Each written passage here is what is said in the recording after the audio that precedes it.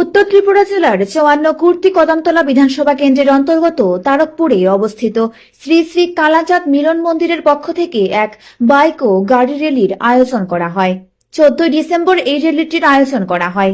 এই র্যালির সম্পর্কে বিস্তারিতভাবে জানান শ্রী শ্রী কালাচাঁদ মিলন মন্দিরের এক সদস্য।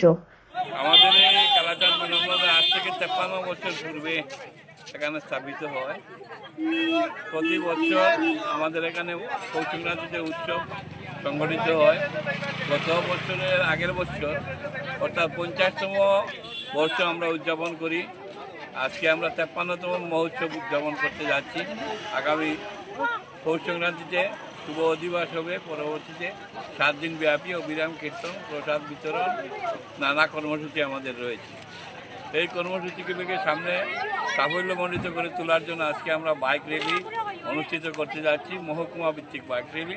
এই মহকুমা ভিত্তিক বাইক র্যালিতে আমাদের এই এলাকার সমস্ত বাইক এবং ছোটো গাড়ি নিয়ে আমরা বাইক র্যালিটা সংগঠিত করব। সবাই সাহায্য সহযোগিতা কামনা করি। আপনার নামটা? আমার নাম পরেন্দ্র কুমার দাস, সম্পাদক, পরিচালন কমিটি। অঙ্কিত গোস্বামীর রিপোর্ট, ধর্মনগর নিউজ অনলাইন।